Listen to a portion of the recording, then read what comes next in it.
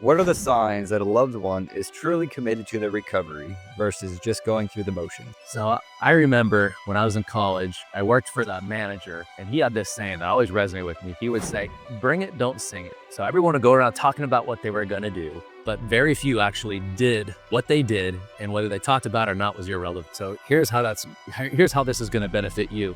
Look at the action and the behavior, not what they're saying or what their intentions are. As we start behaving differently, this is how we're able to rebuild the trust, and that's what we go off of is action. What advice do you have for someone struggling with the fear of failure in recovery? So first, we have to define what failure is to you. One of the biggest issues that I have struggled with, and I still do from time to time, is that I have the wrong definition of failure. And again, this is going back to that reptilian part of the brain, and this is at an unconscious level. When we perceive failure, that triggers the part of the brain of, oh my gosh, I'm gonna die. I'm gonna get disowned from the tribe.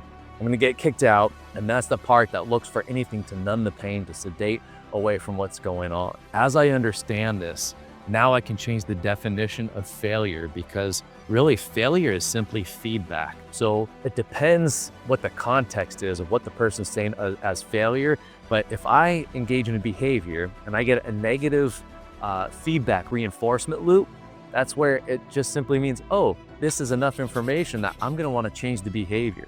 Then we can go back to it. And if I go and I get negative feedback for that behavior, all that is feedback.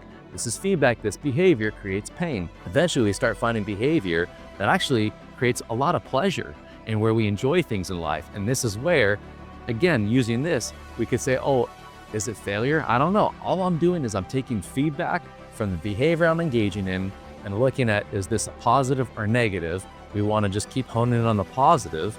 And over the course of a life, we end up creating a really, really good life because of all the micro failures.